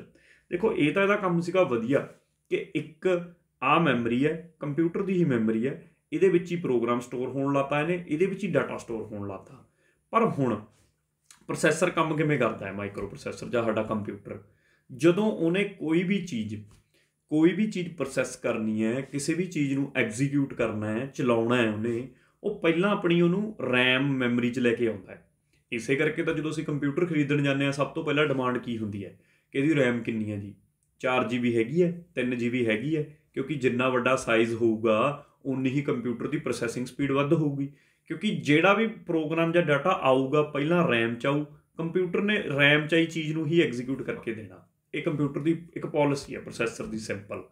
ਹੁਣ ਇਹਦੇ 'ਚ problem ਕੀ ਸੀ won ਨਿਊਮਨ model ਦੇ ਵਿੱਚ, ਕਿ ਇਹਦੇ ਵਿੱਚ ਜਿਹੜਾ processor ਤੇ ਮੈਮਰੀ ਦੇ ਵਿਚਾਲੇ ਕਮਿਊਨੀਕੇਸ਼ਨ ਚੈਨਲ ਸੀ, ਮਤਲਬ ਜਿਹਦੇ ਥਰੂ ਪ੍ਰੋਸੈਸਰ ਤੋਂ ਡਾਟਾ ਇੱਥੇ ਜਾਂਦਾ ਸੀ, ਇੱਥੋਂ ਇੱਧਰ ਆਉਂਦਾ ਸੀ, ਉਹ ਇੱਕੋ ਹੀ ਸੀ, ਚੈਨਲ ਸੀਗਾ ਇੱਕ ਚੈਨਲ ਹੋਣ ਕਰਕੇ ਪ੍ਰੋਬਲਮ ਕੀ ਸੀ ਕਿ ਇੱਕ ਟਾਈਮ ਦੇ ਉੱਤੇ ਜਾਂ ਤਾਂ ਪ੍ਰੋਗਰਾਮ ਹੀ ਆ ਸਕਦਾ ਸੀ ਪ੍ਰੋਸੈਸਰ ਕੋਲੇ, ਜਾਂ ਡਾਟਾ ਹੀ ਆ ਸਕਦਾ ਸੀ, ਜਾਂ ਪ੍ਰੋਸੈਸਰ ਤੋਂ ਪ੍ਰੋਗਰਾਮ ਹੀ ਜਾ ਸਕਦਾ ਸੀ ਇਹਦੇ ਵੱਲ ਮੈਮਰੀ ਵੱਲ, ਜਾਂ ਡਾਟਾ ਹੀ ਜਾ ਸਕਦਾ ਸੀ। ਦੋਨੋਂ ਚੀਜ਼ਾਂ ਇਕੱਠੀਆਂ ਪੈਰਲਲ ਨਹੀਂ ਜਾ ਸਕਦੀਆਂ ਸੀ। ਮਤਲਬ ਇਹਨੇ ਕੀ ਕਿਹਾ, ਇਹਨੇ ਬੋਲਿਆ ਵੌਨ ਨਿਊਮਨ ਦੀ ਬੋਟਲ-ਨੈਕ ਪ੍ਰੋਬਲਮ। ਕੀ ਕਿਹਾ, ਬੋਟਲ-ਨੈਕ ਪ੍ਰੋਬਲਮ। ਉਹ ਕਹਿੰਦਾ ਵੀ ਇਹਦਾ ਗਲਾ ਛੋਟਾ ਹੈ, ਇਸ ਬੋਤਲ ਦਾ ਗਲਾ ਛੋਟਾ ਹੈ, ਇਹਦੇ ਵਿੱਚ ਦੀ ਜਾਂ ਤਾਂ ਪ੍ਰੋਗਰਾਮ ਹੀ ਲੰਘਦਾ ਹੈ ਜਾਂ ਇਹਦੇ ਵਿੱਚ ਦੀ ਡਾਟਾ ਹੀ ਲੰਘਦਾ, ਦੋਨੋਂ ਚੀਜ਼ਾਂ ਨਹੀਂ ਲੰਘ ਸਕਦੀਆਂ ਹੈਗੀਆਂ। ਹੁਣ ਇਹਦੇ ਕਰਕੇ ਕੀ ਸੀ, ਹੁਣ ਜਦੋਂ ਤੱਕ ਦੋਨੋਂ ਚੀਜ਼ਾਂ ਰੈਮ 'ਚ ਆਉਂਦੀਆਂ ਨਹੀਂ ਉਨਾ ਚਿਰ ਪ੍ਰੋਸੈਸਰ ਪ੍ਰੋਸੈਸ ਨਹੀਂ ਕਰ ਪਾਉਂਦਾ, ਤਾਂ ਪ੍ਰੋਸੈਸਰ ਨੂੰ ਪਹਿਲਾਂ ਪ੍ਰੋਗਰਾਮ ਆਇਆ, ਉਦੋਂ ਬਾਅਦ ਉਹਨੂੰ ਵੇਟ ਕਰਨੀ ਪਈ, ਜਦੋਂ ਤੱਕ ਡਾਟਾ ਨਹੀਂ ਪਹੁੰਚਿਆ ਉਨਾ ਚਿਰ ਉਹਨੇ ਐਗਜ਼ੀਕਿਊਸ਼ਨ ਨਹੀਂ ਕੀਤੀ, ਇਹਦਾ ਮਤਲਬ ਪ੍ਰੋਸੈਸਰ ਹੋ ਗਿਆ ਸਲੋ। ਤਾਂ ਇਹਦੀ ਡਰੋਬੈਕ ਸੀ। ਫਾਇਦਾ ਇਹਦਾ ਇਹ ਸੀ ਕਿ ਇਹਨੇ ਇੱਕੋ ਹੀ ਮੈਮਰੀ ਦੇ ਵਿੱਚ ਪ੍ਰੋਗਰਾਮ ਤੇ ਡਾਟਾ ਸਟੋਰ ਹੋਣ ਲਾਤੇ। ਨੁਕਸਾਨ ਇਹਦਾ ਇਹ ਹੋਇਆ ਕਿ ਇੱਕ ਟਾਈਮ ਦੇ ਉੱਤੇ ਪ੍ਰੋਸੈਸਰ ਜਾਂ ਤਾਂ ਪ੍ਰੋਗਰਾਮ ਨੂੰ ਫੈਚ ਕਰ ਸਕਦਾ ਸੀ ਜਾਂ ਡਾਟਾ ਨੂੰ ਫੈਚ ਕਰ ਸਕਦਾ ਸੀ, ਦੋਨੋਂ ਨੂੰ ਇਕੱਠੇ ਨਹੀਂ ਫੈਚ ਕਰ ਸਕਦਾ ਸੀ। ਕਿਉਂਕਿ ਜੀ ਇਹਦਾ ਗਲਾ ਬਹੁਤ ਛੋਟਾ ਸੀਗਾ। ਉਮੀਦ ਹੈ ਕਿ ਕਲੀਅਰ ਹੋ ਗਈ ਹੋਊਗੀ ਤੁਹਾਨੂੰ ਇਹ ਗੱਲ ਜਿਹੜੀ ਮੈਂ ਤੁਹਾਨੂੰ ਦੱਸ ਰਿਹਾ। ਹੁਣ ਇਹ ਤੋਂ ਇਲਾਵਾ ਅੱਗੇ ਉਸ ਦੌਰ ਦੇ ਵਿੱਚ ਹੋਰ ਕੀ ਹੋਇਆ, ਤਾਂ ਇਹ ਤਾਂ ਹੋ ਗਿਆ ਵੌਨ ਨਿਊਮਨ ਦਾ ਮਾਡਲ, ਤੇ ਵੌਨ ਨਿਊਮਨ ਦੇ ਮਾਡਲ ਦੇ ਵਿੱਚ ਆਈ ਹੋਈ ਪ੍ਰੋਬਲਮ ਜਿਹਨੂੰ ਅਸੀਂ ਕੀ ਕਿਹਾ, ਜਿਹਨੂੰ ਅਸੀਂ ਨੇ ਕਿਹਾ ਬੋਟਲ-ਨੈਕ ਪ੍ਰੋਬਲਮ ਆਫ ਵੌਨ ਨਿਊਮਨ। ਹੁਣ ਉਸ ਟਾਈਮ ਦੇ ਵਿੱਚ ਇੱਕ ਦੋ ਮਸ਼ੀਨਾਂ ਹੋਰ ਵੀ ਬਣੀਆਂ, ਜਿਵੇਂ EDBAC, ਜਿਹਨੂੰ ਫੁੱਲ ਫਾਰਮ ਪੁੱਛ ਲੈਂਦੇ ਨੇ ਕਈ ਵਾਰ, ਇਲੈਕਟ੍ਰੋਨਿਕ ਡਿਸਕਰੀਟ ਵੇਰੀਏਬਲ ਆਟੋਮੈਟਿਕ ਕੰਪਿਊਟਰ। ਪਹਿਲੀ ਸਟੋਰਡ ਪ੍ਰੋਗਰਾਮ ਕੰਪਿਊਟਰ ਸੀ ਜਿਹੜਾ 1952 ਦੇ ਵਿੱਚ ਡਿਵੈਲਪ ਕੀਤਾ ਗਿਆ ਸੀਗਾ। ਠੀਕ ਹੈ, ਧਿਆਨ 'ਚ ਰੱਖਿਓ ਇਸ ਗੱਲ ਨੂੰ। ਫਿਰ ਆਹ ਵੀ ਪੇਪਰ ਬੜਾ ਪੁੱਛਦਾ ਹੁੰਦਾ, ENIAC, electronic numerical ਇੰਟੀਗ੍ਰੇਟਰ and calculator. Electronic numerical ਇੰਟੀਗ੍ਰੇਟਰ and calculator 1946 'ਚ ਬਣਿਆ ਸੀਗਾ। ਇਹਨੂੰ ਕਿਹਨੇ ਬਣਾਇਆ ਸੀਗਾ, ਇਹਨਾਂ ਦੇ ਨਾਮ ਵੀ ਪੇਪਰ 'ਚ ਪੁੱਛੇ ਗਏ ਨੇ, ਪ੍ਰੈਸਪਰ ਐਕਰਟ ਤੇ ਜੌਨ W ਮੌਕਲੀ, ਦੋਵਾਂ ਦੇ ਨਾਮ ਯਾਦ ਰੱਖਿਓ। ENIAC ਨੂੰ ਬਣਾਉਣ ਵਾਲੇ ਇਹ ਦੋਨੋਂ ਬੰਦੇ ਸੀਗੇ। ਇਲੈਕਟ੍ਰੋਨਿਕ ਨਿਊਮੈਰੀਕਲ ਇੰਟੀਗ੍ਰੇਟਰ ਤੇ ਕੈਲਕੂਲੇਟਰ ਫੁੱਲ ਫਾਰਮ ਵੀ ਪੇਪਰ 'ਚ ਬਹੁਤ ਪੁੱਛੀ ਗਈ ਹੈ। ਇੱਕ ਕਈ ਵਾਰ ਪੁੱਛ ਲੈਂਦੇ ਨੇ, ਯਾਨੀ ਕਿ ਇੱਕ ਨਾਮ ਸੀਗਾ EDSAC, ਇਹਦੀ ਫੁੱਲ ਫਾਰਮ ਵੀ ਕਈ ਵਾਰ ਪੁੱਛ ਲੈਂਦੇ ਨੇ, 3-4 ਨੇ ਇਹਨਾਂ ਦੀ ਫੁੱਲ ਫਾਰਮ ਪੁੱਛੀ ਜਾਂਦੀ ਹੈ। EDSAC ਦੀ ਫੁੱਲ ਫਾਰਮ ਸੀ electronic delay storage automatic calculator. Electronic delay storage ਕੀ ਸੀਗਾ ਜੀ, electronic delay storage automatic calculator, automatic calculator. ਤਾਂ ਇਹ ਤੁਸੀਂ ਨੋਟ ਕਰ ਸਕਦੇ ਹੋ ਇਹਨਾਂ ਚੀਜ਼ਾਂ ਨੂੰ, ਕਿਉਂਕਿ ਇਹ ਛੋਟੀਆਂ ਚੀਜ਼ਾਂ ਨੇ। ਛੋਟੇ ਪੇਪਰਾਂ ਦੇ ਵਿੱਚ ਤਾਂ ਆਮ ਤੌਰ 'ਤੇ ਪੁੱਛ ਹੀ ਲਈਆਂ ਜਾਂਦੀਆਂ ਨੇ ਇਹੋ ਜਿਹੀਆਂ ਛੋਟੀਆਂ, ਜਿਵੇਂ PSPCL ਦਾ ਪੇਪਰ ਦੇਣਾ, ਜਾਂ ਤੁਸੀਂ ਨੇ ਕੋਈ ਵੀ ਮੈਂ ਕਹਿੰਦਾ PSSB ਦਾ ਦੇਣਾ ਹੈ, ਚਾਹੇ ਤੁਸੀਂ ਨੇ ਜਿਹੜਾ ਮਰਜ਼ੀ ਪੇਪਰ ਦੇਣਾ, ਉਹਨਾਂ ਪੇਪਰਾਂ 'ਚ ਆਮ ਤੌਰ 'ਤੇ ਚੀਜ਼ਾਂ ਪੁੱਛ ਲੈਂਦੇ ਨੇ, ਛੋਟੇ ਪੇਪਰਾਂ 'ਚ ਖਾਸ ਕਰਕੇ। ਤਾਂ ਇਹ ਗੱਲ ਮੈਂ ਉਮੀਦ ਕਰਦਾ ਕਲੀਅਰ ਹੋ ਗਈ ਹੋ। ਇੱਕ ਦੋ ਫੈਕਟ ਤੁਹਾਨੂੰ ਹੋਰ ਦੱਸਦਾ ਇਹਦੇ ਰਿਲੇਟਡ ਹੀ। ਜਿਵੇਂ ਇੱਕ ਕਈ ਵਾਰ ਪੁੱਛ ਲੈਂਦੇ ਨੇ ਪਹਿਲੀ ਕੰਪਿਊਟਰ ਗੇਮ ਕਿਹੜੀ ਬਣੀ ਸੀ। ਪਹਿਲੀ ਕੰਪਿਊਟਰ ਗੇਮ ਜਿਹੜੀ ਬਣੀ ਸੀ ਕੰਪਿਊਟਰ ਦੀ, ਉਹਦਾ ਨਾਮ ਸੀਗਾ ਸਪੇਸ ਬਾਰ। ਹੁਣ ਮੈਨੂੰ ਫੈਕਟ ਇੱਕ ਯਾਦ ਆਇਆ, ਚਲ ਜਿੱਥੇ ਦੱਸਤਾ ਉੱਥੇ ਠੀਕ ਹੁੰਦਾ। ਸਪੇਸ ਬਾਰ ਇੱਕ ਪਹਿਲੀ ਕੰਪਿਊਟਰ ਗੇਮ ਸੀ ਜਿਹੜੀ ਬਣਾਈ ਗਈ ਸੀ, ਤਾਂ ਇਹਨੂੰ ਧਿਆਨ 'ਚ ਰੱਖਿਆ ਜਾ ਸਕਦਾ। ਲਓ ਜੀ, ਇਹ ਹੋਇਆ ਹੁਣ ਤੱਕ ਵੌਨ ਨਿਊਮਨ ਮਾਡਲ। ਹੁਣ ਆਪਾਂ ਚੱਲਦੇ ਹਾਂ ਅੱਗੇ। ਹੁਣ ਤੱਕ ਆਪਾਂ ਦੇਖਿਆ ਕਿ ਕੰਪਿਊਟਰ ਕਿਵੇਂ ਕਿਵੇਂ ਹੈ ਨਾ ਅੱਗੇ ਅੱਗੇ ਚੱਲਦੇ ਗਏ, ਅਤੇ ਅੱਗੇ ਹੁਣ ਸਾਡੇ ਕੋਲ ਸ਼ੁਰੂ ਹੋ ਜਾਂਦੀਆਂ ਨੇ ਜਨਰੇਸ਼ਨਸ, ਕੰਪਿਊਟਰ ਦੀਆਂ ਜਨਰੇਸ਼ਨਸ। ਜਦੋਂ ਅਸੀਂ ਕੰਪਿਊਟਰ ਦੀਆਂ ਜਨਰੇਸ਼ਨਸ ਪੜ੍ਹਾਂਗੇ, ਕੰਪਿਊਟਰ ਦੀ ਜਨਰੇਸ਼ਨਾਂ ਦੇ ਵਿੱਚ 3 ਚੀਜ਼ਾਂ ਦਾ ਖਾਸ ਧਿਆਨ ਰੱਖਣਾ ਹੈ, ਜਿਹੜੀਆਂ ਕਿ ਪੇਪਰ ਦੇ ਵਿੱਚ ਸਭ ਤੋਂ ਵੱਧ ਪੁੱਛੀਆਂ ਜਾਂਦੀਆਂ ਨੇ ਅਤੇ ਪੁੱਛੀਆਂ ਵੀ ਜਾਣਗੀਆਂ। ਪਹਿਲੀ ਗੱਲ ਈਅਰ, ਜਨਰੇਸ਼ਨ ਕਦੋਂ ਤੋਂ ਕਦੋਂ ਤੱਕ ਚੱਲੀ। ਦੂਜੀ ਗੱਲ ਟੈਕਨੋਲੋਜੀ, ਤੁਹਾਨੂੰ ਪਤਾ ਹੋਣੀ ਚਾਹੀਦੀ ਹੈ ਵੀ ਕਿਹੜੀ ਟੈਕਨੋਲੋਜੀ ਚੇਂਜ ਹੋਈ। ਅਤੇ ਤੀਜੀ ਗੱਲ ਪਤਾ ਹੋਣੀ ਚਾਹੀਦੀ ਹੈ ਸਪੀਡ, ਕਿ ਸਪੀਡ ਦੇ ਉੱਤੇ ਕਿਵੇਂ ਪ੍ਰਭਾਵ ਪਿਆ ਜਿਵੇਂ ਜਿਵੇਂ ਇਹ ਅੱਗੇ ਅੱਗੇ ਚੱਲੀਆਂ। ਸਭ ਤੋਂ ਪਹਿਲਾਂ ਪਹਿਲੀ ਹੁੰਦੀ ਆ ਫਸਟ ਜਨਰੇਸ਼ਨ। ਪਹਿਲੀ ਜਨਰੇਸ਼ਨ ਦਾ ਸਾਲ ਸੀਗਾ 1942 ਤੋਂ 55, ਅਤੇ ਜਿਹੜੀ ਇੱਥੇ ਟੈਕਨੋਲੋਜੀ ਵਰਤੀ ਗਈ ਸੀ, ਕੰਸੈਪਟ ਆਫ ਸਟੋਰਡ ਪ੍ਰੋਗਰਾਮ ਵੀ ਆਇਆ। ਵੈਕਿਊਮ ਟਿਊਬਸ ਵਰਤੀਆਂ ਗਈਆਂ। ਵੈਕਿਊਮ ਟਿਊਬਸ ਦਾ ਰੌਲਾ ਕੀ ਸੀ ਕਿ ਵੈਕਿਊਮ ਟਿਊਬਸ ਐਂਪਲੀਫਾਇਰ ਲਈ ਯੂਜ਼ ਹੁੰਦੀਆਂ ਸੀ। ਇੱਕ ਡੈਲੀਕੇਟ ਗਲਾਸ ਤੋਂ ਬਣਿਆ ਹੋਇਆ ਡਿਵਾਈਸ ਸੀਗਾ ਵੈਕਿਊਮ ਟਿਊਬ, ਜਿਹੜਾ ਕਿ ਸਿਗਨਲਸ ਨੂੰ ਕੰਟਰੋਲ ਕਰਦਾ ਸੀ ਅਤੇ ਐਂਪਲੀਫਾਈ ਕਰਨ ਦੇ ਕੰਮ ਕਰਦਾ ਸੀਗਾ। ਕੰਟਰੋਲ ਵੀ ਐਂਪਲੀਫਾਈ ਵੀ ਦੋਨੋਂ ਹੀ ਕੰਮ ਸਿਗਨਲਸ ਲਈ ਕੌਣ ਕਰਦਾ ਸੀਗਾ? ਵੈਕਿਊਮ ਟਿਊਬਸ ਕਰਦੀਆਂ ਸੀਗੀਆਂ। ਅਤੇ ਇਸ ਦੇ ਵਿੱਚ ਕੀ ਹੁੰਦਾ ਸੀ ਬੇਸਿਕਲੀ, ਯਾਨੀ ਕਿ ਤੁਸੀਂ ਇਹ ਕਹਿ ਲਓ ਕਿ ਸਾਈਜ਼ ਇੰਨਾ ਵੱਡਾ ਸੀ ਨਾ ਵੈਕਿਊਮ ਟਿਊਬਸ ਦਾ, ਬਹੁਤ ਵੱਡੇ ਵੱਡੇ ਕਮਰੇ ਜਿਹੜੇ ਜਿਹੜੇ ਕੰਪਿਊਟਰ ਬਣਦੇ ਸੀ, ਪਤਾ ਨਹੀਂ ਕਿੰਨੀ ਕੁ ਬਿਜਲੀ ਖਾ ਜਾਂਦੇ ਸੀ ਉਹ, ਲੋਟ ਆਫ ਇਲੈਕਟ੍ਰੀਸਿਟੀ ਕੰਜ਼ਿਊਮ ਕਰਦੇ ਸੀ, ਫਿਰ ਹੀਟ ਵੀ ਇੰਨੀ ਛੱਡਦੇ ਸੀ। ਵੈਸੇ ਵੀ ਆਪਾਂ ਦੇਖਦੇ ਹਾਂ ਅੱਜ ਕੱਲ੍ਹ ਜਿਵੇਂ ਕੰਪਿਊਟਰ ਦੇ ਨਾਲ ਫੈਨ ਪੱਖਾ ਲੱਗਿਆ ਦਿੰਦੇ ਨੇ, ਉਹ ਇਸੇ ਕਰਕੇ ਹੁੰਦਾ ਕਿਉਂਕਿ ਹੀਟ ਤਾਂ ਉਹ 'ਚੋਂ ਨਿਕਲਦੀ ਹੈ। ਪਰ ਅੱਜ ਕੱਲ੍ਹ ਪੱਖਿਆਂ ਨਾਲ ਸਰ ਜਾਂਦਾ। ਉਦੋਂ ਦਾ ਜਦੋਂ ਕੰਪਿਊਟਰ ਸੀ ਕਮਰਿਆਂ ਦੇ ਵਿੱਚ ਐਡੇ ਐਡੇ ਸਾਨੂੰ AC ਲਾਉਣੇ ਪੈਂਦੇ ਸੀ। ਜਿਵੇਂ ਅੱਜ ਕੱਲ੍ਹ ਜਿੱਥੇ ਸਰਵਰ ਰੂਮ ਬਣਿਆ ਹੁੰਦਾ ਨਾ, ਤੁਸੀਂ ਦੇਖਿਓ ਕਿਸੇ ਯੂਨੀਵਰਸਿਟੀ ਕਾਲਜ ਦੇ ਜਿੱਥੇ ਕੰਪਿਊਟਰ ਜਿਨ੍ਹਾਂ ਦਾ ਨੈੱਟ ਚਲਾਉਣ ਵਾਸਤੇ ਇੱਕ ਸਰਵਰ ਰੂਮ ਬਣਾਇਆ ਹੁੰਦਾ, ਜਿੱਥੇ ਉਹਨਾਂ ਨੇ ਸਵਿੱਚਸ ਵਗੈਰਾ ਸਾਰਾ ਕੁਝ ਲਾਇਆ ਹੁੰਦਾ, ਉੱਥੇ ਐਡੇ ਐਡੇ AC ਲੱਗੇ ਹੁੰਦੇ ਨੇ। ਜਾਂ ਲੈਬਸ 'ਚ ਵੀ ਕਈ ਵਾਰ AC ਲੱਗੇ ਹੁੰਦੇ ਨੇ ਜਿੱਥੇ ਜ਼ਿਆਦਾ ਕੰਪਿਊਟਰ ਰੱਖੇ ਹੁੰਦੇ ਨੇ, ਕਿਉਂਕਿ ਹੀਟ ਬਹੁਤ ਐਗਜ਼ੌਸਟ ਕਰਦੇ ਨੇ, ਬਾਹਰ ਕੱਢਦੇ ਨੇ। ਇਹਨਾਂ 'ਚ ਵੀ ਇਹੀ problem C, lot of heat ਨਿਕਲਦੀ ਸੀ, ਇਲੈਕਟ੍ਰੀਸਿਟੀ ਵੱਧ ਕੰਜ਼ਿਊਮ ਹੁੰਦੀ ਸੀ। ਸਪੀਡ ਇੰਪੋਰਟੈਂਟ ਹੈ। ਇਹਨਾਂ ਦੀ ਸਪੀਡ ਮਿਲੀ ਸੈਕਿੰਡ ਸੀ, ਯਾਨੀ ਕਿ ਮਿਲੀ ਸੈਕਿੰਡਸ ਦੇ ਵਿੱਚ ਇੰਸਟਰਕਸ਼ਨਸ ਨੂੰ ਪ੍ਰੋਸੈਸ ਕਰਦੇ ਸੀ ਇਹ। ਤਾਂ ਇਹ ਸਪੀਡ ਸੀ। ਇਸ ਟਾਈਮ ਦੇ ਵਿੱਚ ਜਿਹੜਾ ਕੰਪਿਊਟਰ ਬਣਿਆ ਸੀ UNIVAC 1, ਇਹ ਪਹਿਲੀ ਜਨਰੇਸ਼ਨ ਦਾ ਇੱਕ ਕੰਪਿਊਟਰ ਸੀ। ਚਲੋ ਇਹ ਤਾਂ ਕੋਈ ਬਾਹਲੀ ਵੱਡੀ ਗੱਲ ਨਹੀਂ, ਐਗਜ਼ਾਮਪਲ ਆਹ ਚੀਜ਼ਾਂ ਮੋਟੀਆਂ-ਮੋਟੀਆਂ ਗੱਲਾਂ ਯਾਦ ਰੱਖਿਓ। ਫਿਰ ਮੇਰੇ ਕੋਲ ਇਹਦੇ ਕੁਝ ਸੇਲੀਏਟ ਫੀਚਰਸ ਦੀ ਗੱਲ ਕਰ ਲੈਂਦੇ ਆਪਾਂ ਫਸਟ ਜਨਰੇਸ਼ਨ ਦੀਆਂ। ਵੈਕਿਊਮ ਟਿਊਬਸ ਵਰਤੀਆਂ ਗਈਆਂ ਐਂਪਲੀਫਾਈ ਕਰਨ ਵਾਸਤੇ ਅਤੇ ਕੰਟਰੋਲ ਕਰਨ ਵਾਸਤੇ। ਬਹੁਤ ਜ਼ਿਆਦਾ ਸਪੇਸ ਚਾਹੀਦੀ ਸੀ ਇਹਨਾਂ ਨੂੰ। Heat as well as electricity consumption ਬਹੁਤ ਵੱਧ ਸੀਗੀ। ਅਨਰਿਲਾਇਬਲ ਸੀਗੇ, ਠੀਕ ਹੈ, ਕਿਉਂਕਿ ਇਹਨਾਂ 'ਚ ਹਾਰਡਵੇਅਰ ਫੇਲੀਅਰਸ ਬਹੁਤ ਆਉਂਦੇ ਸੀ ਵੱਡੇ ਵੱਡੇ ਹੋਣ ਕਰਕੇ। ਮਤਲਬ ਕਦੇ ਕੁਛ ਖਰਾਬ ਹਾਰਡਵੇਅਰ ਦਾ ਹੋਇਆ ਰਹਿੰਦਾ ਸੀ, ਕਦੇ ਕੁਛ। ਕਮਰਸ਼ੀਅਲ ਲੈਵਲ 'ਤੇ ਪ੍ਰੋਡਕਸ਼ਨ ਹੁਣ ਐਡੇ ਐਡੇ ਕਮਰਿਆਂ ਦੀ ਕਮਰਸ਼ੀਅਲ ਲੈਵਲ 'ਤੇ ਕਿਵੇਂ ਬਣਾਉਣੇ ਸੌਖੇ ਨਹੀਂ ਸੀ, ਬਹੁਤ ਔਖੇ ਸੀ, ਕੋਸਟਲੀ ਬਹੁਤ ਸੀਗੇ, ਠੀਕ ਹੈ। ਰਿਕੁਆਇਰਡ ਕੌਂਸਟੈਂਟ ਮੇਨਟੇਨੈਂਸ, ਲਗਾਤਾਰ ਮੇਨਟੇਨੈਂਸ ਦੀ ਰਿਕੁਆਇਰਮੈਂਟ ਪੈਂਦੀ ਰਹਿੰਦੀ ਸੀ। ਕੰਟੀਨਿਊਸ, ਜਿਵੇਂ ਹੁਣੀ ਦੱਸਿਆ ਮੈਂ, ਏਅਰ ਕੰਡੀਸ਼ਨਿੰਗ ਰਿਕੁਆਇਰਡ ਸੀ ਇਹੋ ਜਿਹੇ ਸਿਸਟਮਾਂ ਵਾਸਤੇ ਲਗਾਤਾਰ। ਤਾਂ ਇਹ ਸਾਰੇ ਮਤਲਬ ਇਹਦੇ ਫੀਚਰਸ ਨੇ, ਵਿੱਚ ਹੀ ਨੈਗੇਟਿਵ ਵੀ ਨੇ ਵਿੱਚ ਹੀ ਪੋਜ਼ੀਟਿਵ ਨੇ, ਇਕੱਠੇ ਕਰਤੇ ਸਾਰੇ ਮੈਂ, ਠੀਕ ਹੈ। ਇਹਨਾਂ ਦੇ ਵਿੱਚ ਜਿਹੜੀ ਪ੍ਰੋਗਰਾਮਿੰਗ ਕੀਤੀ ਜਾਂਦੀ ਸੀ ਉਹ ਮਸ਼ੀਨ ਲੈਂਗੁਏਜ ਦੇ ਵਿੱਚ ਕੀਤੀ ਜਾਂਦੀ ਸੀ, ਜਦ ਕਿ ਆਲਦੋ ਅਸੈਂਬਲੀ ਲੈਂਗੁਏਜ ਸਟਾਰਟ ਹੋ ਗਈ ਸੀ ਪਹਿਲੀ ਜਨਰੇਸ਼ਨ ਦੇ ਐਂਡ। ਹਲੇ ਮਤਲਬ ਇਹਦਾ ਜਦੋਂ ਐਂਡ ਜਿਹਾ ਆਇਆ, ਐਂਡ ਵਾਲੇ ਸਾਲ ਜੇ ਆਏ ਨੇ, ਉਦੋਂ ਅਸੈਂਬਲੀ ਲੈਂਗੁਏਜ ਡਿਵੈਲਪ ਹੋ ਗਈ ਸੀ, ਪਰ ਇਹ 'ਚ ਸਿੰਪਲੀ ਮਸ਼ੀਨ ਲੈਂਗੁਏਜ ਹੀ ਵਰਤਦੀ ਸੀ। ਉਹ ਹਜੇ ਤੱਕ ਅਸੈਂਬਲੀ ਲੈਂਗੁਏਜ 'ਤੇ ਆਏ ਨਹੀਂ ਸੀ। ENIAC, EDBAC ਜੋ ਮੈਂ ਪਿੱਛੇ ਦੱਸਿਆ ਤੁਹਾਨੂੰ, ਜਾਂ ਫਿਰ ਸਾਡੇ ਕੋਲ ENIAC, ਇਹ ਸਾਰੇ ਕੰਪਿਊਟਰ ਸੀਗੇ ਜਿਹੜੇ ਉਹਨਾਂ ਟਾਈਮਾਂ ਦੇ ਉੱਤੇ ਬਣੇ ਸੀ। ENIAC ਦਾ ਨਾਮ ਆਪਣੇ ਕੋਲ ਆਇਆ। ਹੁਣ ਇਹ ਦੇਖ ਲਓ ਕਿੱਡਾ ਵੱਡਾ ਸੀ, 27 ਟਨ ਤਾਂ ਇਹਦਾ ਭਾਰ ਸੀ, 8 ਗੁਣਾ 100 ਗੁਣਾ 3, ਮਤਲਬ ਲੈਂਥ ਬ੍ਰੈਥ ਹਾਈਟ ਐਡਾ ਵੱਡਾ ਸੀ, ਅਤੇ 150 ਵਾਟ ਆਫ ਪਾਵਰ ਕੰਜ਼ਿਊਮ ਕਰਦਾ ਸੀ। ਤੁਸੀਂ ਦੇਖ ਲਓ ਕਿੱਡੇ ਕਿੱਡੇ ਕੰਪਿਊਟਰ ਸੀਗੇ ਜੇ ENIAC ਦੀ ਆਪਾਂ ਗੱਲ ਕੀਤੀ ਹੈ। ਤਾਂ ਇਹ ਫਸਟ ਜਨਰੇਸ਼ਨ ਦੇ ਵਿੱਚ ਕੰਪਿਊਟਰਾਂ ਦਾ ਹਾਲ ਸੀ ਜੋ ਆਪਾਂ ਦੇਖਿਆ। ਅੱਗੇ ਮੇਰੇ ਕੋਲ ਆ ਜਾਂਦੀ ਹੈ ਜੀ ਸੈਕਿੰਡ ਜਨਰੇਸ਼ਨ। ਸੈਕਿੰਡ ਜਨਰੇਸ਼ਨ ਦੀ ਮੈਂ ਗੱਲ ਕਰਾਂ, ਈਅਰ ਸੀਗਾ 1955 ਤੋਂ ਲੈ ਕੇ 64। ਇੱਥੇ ਜੋ ਮੇਰੇ ਕੋਲ ਪਹਿਲਾਂ ਵੈਕਿਊਮ ਟਿਊਬਸ ਯੂਜ਼ ਹੋਈਆਂ ਸੀ, ਉਹਨਾਂ ਨੂੰ ਰਿਪਲੇਸ ਕਰ ਲਿਆ ਟਰਾਂਜਿਸਟਰਸ ਨੇ। ਟਰਾਂਜਿਸਟਰ ਇੱਕ ਇਹੋ ਜਿਹਾ ਡਿਵਾਈਸ ਜਿਹਾ ਹੁੰਦਾ, ਉਹਦੇ 3 ਲੈਗਸ ਹੁੰਦੀਆਂ ਨੇ ਐਵੇਂ, ਠੀਕ ਹੈ। ਉਹ ਕਿਹੜੀਆਂ ਕਿਹੜੀਆਂ ਹੁੰਦੀਆਂ ਨੇ, ਜਿਵੇਂ ਮੈਂ ਜੇ ਇੱਕ ਹੋਰ ਸਟਰਕਚਰ ਦੇ ਹਿਸਾਬ ਨਾਲ ਬਣਾਵਾਂ, ਐਵੇਂ ਵੀ ਕਈ ਵਾਰ ਬਣਾ ਦਿੰਦੇ ਨੇ, ਅਮਿਟਰ ਬੇਸ ਕਲੈਕਟਰ।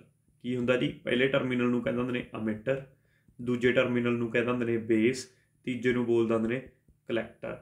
ਇਨਪੁਟ ਹਮੇਸ਼ਾ ਇਹਦੇ ਇੱਥੋਂ ਦਿੱਤੀ ਜਾਂਦੀ ਹੈ, ਠੀਕ ਹੈ। ਅਤੇ ਜਿਵੇਂ ਇਨਪੁਟ ਮੈਂ ਆਹ ਸਿਗਨਲ ਦੇਤਾ ਅਤੇ ਇੱਥੋਂ ਵਿੱਚ ਦੀ ਪਾਸ ਹੁੰਦਾ ਹੁੰਦਾ ਕਲੈਕਟਰ, ਅਤੇ ਆਊਟਪੁੱਟ ਨਿਕਲੂਗੀ, ਐਂਪਲੀਫਾਈ ਹੋ ਕੇ ਵੱਡਾ ਹੋ ਕੇ ਸਿਗਨਲ ਮੇਰੇ ਕੋਲ ਬਾਹਰ ਆ ਜਾਊਗਾ। ਇਹਦਾ ਮਤਲਬ ਕਲੈਕਟਰ 'ਤੇ ਆਊਟਪੁੱਟ ਨਿਕਲਣੀ ਹੈ, ਅਤੇ ਜਿੱਥੇ ਆਊਟਪੁੱਟ ਨਿਕਲਣੀ ਹੁੰਦੀ ਹੈ, ਕੋਈ ਵੀ ਚੀਜ਼ ਹੁੰਦੀ ਆ ਆਊਟਪੁੱਟ ਵਾਲੀ ਜਗ੍ਹਾ 'ਤੇ ਆਪਾਂ ਸਪੇਸ ਆਪਾਂ ਨੂੰ ਜ਼ਿਆਦਾ ਰਿਕੁਆਇਰਡ ਹੁੰਦੀ ਹੈ, ਕਿਉਂਕਿ ਉੱਥੇ ਆਪਣੇ ਕੋਲ ਪਾਵਰ ਬਹੁਤ ਡਿਸੀਪੀਏਟ ਹੁੰਦੀ ਹੈ। ਪਾਵਰ ਜ਼ਿਆਦਾ ਡਿਸੀਪੀਏਟ ਹੋਣ ਕਰਕੇ ਇੱਥੇ ਹੀਟ ਬਹੁਤ ਨਿਕਲਦੀ ਹੈ, ਅਤੇ ਹੀਟ ਦੇ ਲਈ ਸਾਨੂੰ ਏਰੀਆ ਵੱਧ ਚਾਹੀਦਾ, ਕਿਉਂਕਿ ਜਿੰਨਾ ਏਰੀਆ ਵੱਧ ਹੋਊਗਾ ਉਨੀ ਹੀਟ ਅਬਜ਼ੋਰਬ ਹੋ ਜੂਗੀ, ਆਊਟਪੁੱਟ ਦੇ ਉੱਤੇ ਬੜਾ ਇਫੈਕਟ ਨਹੀਂ ਪਊਗਾ। ਇਸੇ ਕਰਕੇ ਕਈ ਵਾਰ ਪੇਪਰ 'ਚ, ਕੰਪਿਊਟਰ 'ਚ ਤਾਂ ਨਹੀਂ ਪੁੱਛਦੇ, ਫਿਜ਼ਿਕਸ ਦੇ ਐਂਗਲ ਤੋਂ ਪੁੱਛ ਲੈਂਦੇ ਨੇ, ਮੀਟਰ ਬੇਸ ਕਲੈਕਟਰ 'ਚੋਂ ਸਾਈਜ਼ ਕਿਹਦਾ ਵੱਡਾ ਹੁੰਦਾ? ਕਲੈਕਟਰ ਦਾ ਸਾਈਜ਼ ਸਭ ਤੋਂ ਵੱਡਾ ਹੁੰਦਾ, ਕਿਉਂਕਿ ਕਲੈਕਟਰ ਦੇ ਸਾਈਜ਼ ਤੋਂ ਇਹ ਬੇਸਿਕਲੀ ਯਾਨੀ ਕਿ ਫਿਜ਼ਿਕਸ ਦਾ ਇੱਕ ਕੰਪੋਨੈਂਟ ਹੈ ਟਰਾਂਜਿਸਟਰ। 3 ਟਰਮੀਨਲ ਹੁੰਦੇ ਨੇ ਇੱਥੇ। ਜੋ ਪਿਛਲੇ ਦੇ ਵਿੱਚ ਕੰਮ ਸਾਡੇ ਕੋਲੇ ਕੰਟਰੋਲਿੰਗ ਦਾ ਅਤੇ ਐਂਪਲੀਫਿਕੇਸ਼ਨ ਦਾ ਕੰਮ ਕਿਹੜੀ ਕਰ ਰਹੀ ਸੀ? Vacuum tube. ਇੱਥੇ ਉਹੀ ਕੰਮ ਕਿਹਨੇ ਕੀਤਾ? ਇੱਥੇ ਉਹੀ ਕੰਮ ਸਾਡੇ ਕੋਲੇ ਕਰੂਗਾ ਸਾਡਾ ਟਰਾਂਜਿਸਟਰ। ਧਿਆਨ 'ਚ ਰੱਖਿਓ ਗੱਲ ਨੂੰ, ਕਿਹਨੇ ਕੀਤਾ? ਉਹੀ ਕੰਮ ਟਰਾਂਜਿਸਟਰ ਨੇ। ਹੁਣ ਇਹਨਾਂ ਦੀ ਖਾਸੀਅਤ ਕੀ ਸੀ? ਠੀਕ ਹੈ, ਇੱਕ ਤਾਂ ਇਹ ਸੋਲਿਡ ਸਟੇਟ ਸੈਮੀਕੰਡਕਟਰ ਡਿਵਾਈਸ ਸੀ, ਸੈਮੀਕੰਡਕਟਰਸ ਤੋਂ ਮਿਲ ਕੇ ਬਣੇ ਹੋਏ ਸੀਗੇ, ਠੀਕ ਹੈ। ਸੈਮੀਕੰਡਕਟਰ ਕਿਹੜੇ? ਜਿਵੇਂ ਤੁਸੀਂ ਕਹ ਲਓ ਸਿਲੀਕॉन, ਜਰਮੇਨੀਅਮ। ਜ਼ਿਆਦਾਤਰ ਆਹੀ 2 ਸੈਮੀਕੰਡਕਟਰ ਨੇ ਜਿਹੜੇ ਇੰਡਸਟਰੀ 'ਚ ਯੂਜ਼, ਜ਼ਿਆਦਾਤਰ ਸਿਲੀਕॉन ਹੀ ਯੂਜ਼ ਕੀਤਾ ਜਾਂਦਾ ਬਣਾਉਣ ਵਾਸਤੇ। ਜਿੰਨੀਆਂ ਵੀ ਚਿਪਸ ਹੁੰਦੀਆਂ ਨੇ ਆਪਣੀਆਂ ਜਾਂ ਡਿਵਾਈਸਿਸ ਨੇ IC ਨੂੰ ਬਣਾਉਣ ਵਾਸਤੇ, ਆਹੀ 2 ਸੈਮੀਕੰਡਕਟਰ ਜ਼ਿਆਦਾਤਰ ਯੂਜ਼ ਕੀਤੇ ਜਾਂਦੇ ਨੇ। ਤਾਂ ਇਹ ਵੀ ਫਿਜ਼ਿਕਸ ਦੇ ਐਂਗਲ 'ਚ ਸਵਾਲ ਪੁੱਛਿਆ ਜਾਂਦਾ ਹੁੰਦਾ, ਧਿਆਨ 'ਚ ਰੱਖਿਓ ਕਿ ਕਿਹੜੇ ਸੈਮੀਕੰਡਕਟਰ ਸਾਡੀਆਂ ਚਿਪਸ ਜਾਂ ICs ਨੂੰ ਬਣਾਉਣ ਲਈ ਯੂਜ਼ ਕੀਤੇ ਜਾਂਦੇ ਆ। ਪਰ ਇਹਨਾਂ ਦੀ ਖਾਸੀਅਤ ਇਹ ਸੀ ਕਿ ਇਲੈਕਟ੍ਰੀਸਿਟੀ ਘੱਟ ਕੰਜ਼ਿਊਮ ਕਰਦੇ ਸੀ, ਹੀਟ ਘੱਟ ਨਿਕਲਦੀ ਸੀਗੀ, ਠੀਕ ਹੈ। ਅਤੇ ਵੈਕਿਊਮ ਟਿਊਬ ਦੇ ਕੰਪੈਰੀਜ਼ਨਲੀ ਥੋੜ੍ਹਾ ਜਿਹਾ ਸਾਈਜ਼ ਘਟਿਆ, ਪਰ ਹਲੇ ਇੰਨਾ ਨਹੀਂ ਘਟਿਆ ਸੀਗਾ ਵੀ ਆਪਾਂ ਬਿਲਕੁਲ ਹੁਣ ਵਰਗੇ ਕੰਪਿਊਟਰਾਂ ਦੀ ਗੱਲ ਕਰ ਲਈਏ, ਪਰ ਪਹਿਲਾਂ ਨਾਲੋਂ ਥੋੜ੍ਹਾ ਜਿਹਾ ਘਟ ਗਿਆ, ਠੀਕ ਹੈ। ਅਤੇ ਇਹਦੇ ਵਿੱਚ ਫਿਰ ਹੋਰ ਕੀ ਹੋਇਆ? ਮੈਗਨੈਟਿਕ ਕੋਰ ਵੀ ਇਹਨਾਂ ਟਾਈਮਾਂ ਦੇ ਉੱਤੇ ਮੈਮਰੀਜ਼ ਇਹ ਯੂਜ਼ ਹੋਣੀਆਂ ਸ਼ੁਰੂ ਹੋ ਗਈਆਂ ਸੀ। ਜਦੋਂ ਲਾਸਟ ਈਅਰ ਜੇ ਆਏ 64 'ਚ, ਉਦੋਂ ਨੂੰ ਮੈਗਨੈਟਿਕ ਡਿਸਕ ਵੀ ਬਣ ਗਈਆਂ ਸੀ, ਠੀਕ ਹੈ। ਮੈਗਨੈਟਿਕ ਡਿਸਕ ਮੈਮਰੀ ਦੇ ਤੌਰ 'ਤੇ ਯੂਜ਼ ਕਰਨ ਲੱਗ ਪਏ ਸੀਗੇ, ਜਿਹਦੇ ਨਾਲ ਕੰਪਿਊਟਰ ਥੋੜ੍ਹੇ ਜਿਹੇ ਜ਼ਿਆਦਾ ਰਿਲਾਇਬਲ ਅਤੇ ਪਾਵਰਫੁਲ ਹੋ ਗਏ ਸੀ, ਕਿਉਂਕਿ ਮੈਗਨੈਟਿਕ ਡਿਸਕ ਸਟੋਰੇਜ ਹੋਣ ਲੱਗ ਗਈ ਸੀ। ਜਿਵੇਂ ਤੁਹਾਡੀ ਹਾਰਡ ਡਿਸਕ ਹੈ, ਉਹ ਇੱਕ ਮੈਗਨੈਟਿਕ ਡਿਸਕ ਸਟੋਰੇਜ ਹੀ ਹੈ। ਇਸੇ ਦੌਰ ਦੇ ਵਿੱਚ ਆਪਰੇਟਿੰਗ ਸਿਸਟਮ ਐਗਜ਼ਿਸਟੈਂਸ 'ਚ ਆਇਆ, ਮਤਲਬ ਤੁਹਾਡੀਆਂ ਵਿੰਡੋਜ਼ ਜਾਂ ਡੋਸ ਜਿਹੜੇ ਆਪਰੇਟਿੰਗ ਸਿਸਟਮ ਨੇ, ਇਹ ਵੀ ਇਸੇ ਦੌਰ ਦੇ ਵਿੱਚ ਹੀ ਆਏ, ਠੀਕ ਹੈ। ਲੈਂਗੁਏਜਿਸ, ਫੋਰਟਰੈਨ ਲੈਂਗੁਏਜ ਹੋ ਗਈ, ਅਲਗੋਲ ਹੋ ਗਈ, ਕਬੋਲ ਹੋ ਗਈ, ਇਹ ਸਾਰੀਆਂ ਲੈਂਗੁਏਜਿਸ ਇਹ ਟਾਈਮ ਦੇ ਵਿੱਚ ਜਿਹੜੀ ਆਪਣੀ ਇਹ ਜਨਰੇਸ਼ਨ ਸੀ ਇਹਦੇ ਵਿੱਚ ਹੀ ਬਣੀਆਂ। ਤਾਂ ਦੂਜੀ ਜਨਰੇਸ਼ਨ 'ਚ ਕੀ ਹੋਇਆ ਆਪਾਂ ਉਹਦੇ ਬਾਰੇ ਚਰਚਾ ਕਰ ਰਹੇ ਹਾਂ। ਸਪੀਡ ਇਨਹਾਂਸ ਹੋ ਕੇ ਜਿਹੜੀ ਪਹਿਲਾਂ ਮਿਲੀ ਸੈਕਿੰਡ ਸੀ, ਹੁਣ ਉਹੀ ਡਾਟਾ ਮਾਈਕਰੋ ਸੈਕਿੰਡਸ ਦੇ ਵਿੱਚ ਹੋਣ ਲੱਗ ਗਿਆ। ਪਹਿਲਾਂ ਮਿਲੀ ਸੈਕਿੰਡਸ 'ਚ ਹੁੰਦਾ ਸੀ, ਟਾਈਮ ਵੱਧ ਲੱਗਦਾ ਸੀ, ਕਿਉਂਕਿ ਮਿਲੀ 'ਚ ਕਿੰਨਾ ਹੁੰਦਾ 3, ਅਤੇ ਮਾਈਕਰੋ 'ਚ ਕਿੰਨਾ ਹੁੰਦਾ 10⁻⁻⁶।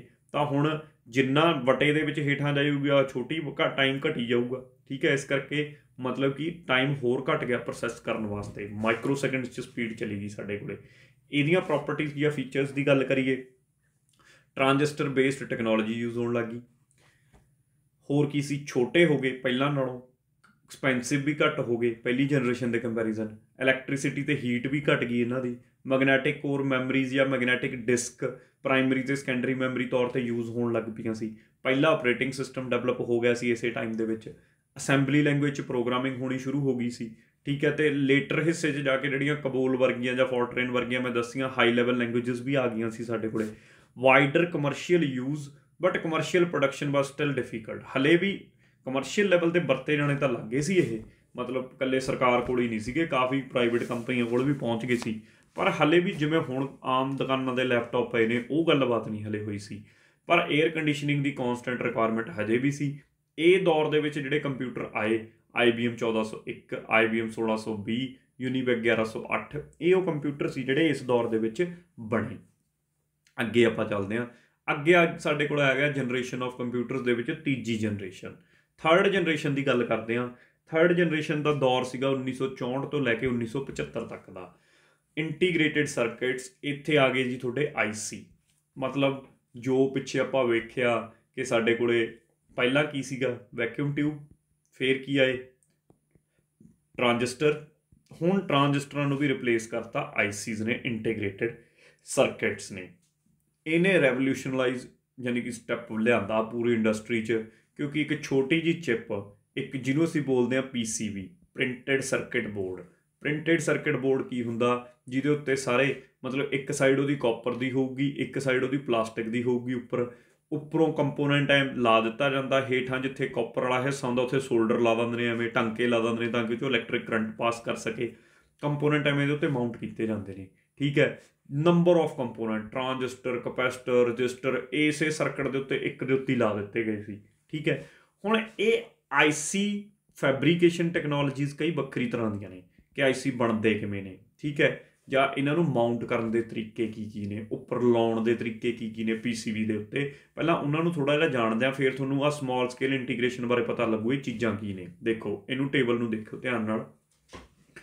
ਜੇ ਤਾਂ ਮੇਰੇ ਕੋਲੇ ਮੈਂ ਇੱਕ ਆਈਸੀ ਦੇ ਉੱਤੇ 10 ਕੰਪੋਨੈਂਟ ਲਾਏ, ਠੀਕ ਹੈ, ਆਹ ਇੱਕ ਆਈਸੀ ਆ ਮੇਰਾ, ਉਹ ਪੂਰੀ ਮਤਲਬ ਮੇਰੇ ਕੋਲੇ ਆ ਪਲੇਟ ਜੀ ਆ, ਇਹਦੇ ਉੱਤੇ ਮੈਂ ਐਵੇਂ 10 ਕੰਪੋਨੈਂਟ ਉੱਪਰ ਅਟੈਚ ਕਰਤੇ, ਫਿਰ ਤਾਂ ਮੈਂ ਇਹਨੂੰ ਕਹਿਣਾ ਸਮਾਲ ਸਕੇਲ ਇੰਟੀਗ੍ਰੇਸ਼ਨ। ਜਿਹੜੇ ਮੇਰੇ ਸ਼ੁਰੂ 'ਚ ਲੌਜਿਕ ਗੇਟਸ ਬਣੇ ਐਂਡ ਔਰ ਨੋਟ, ਇਹ ਸਾਰੇ ਇਸ ਟੈਕਨੋਲੋਜੀ ਨਾਲ ਬਣੇ।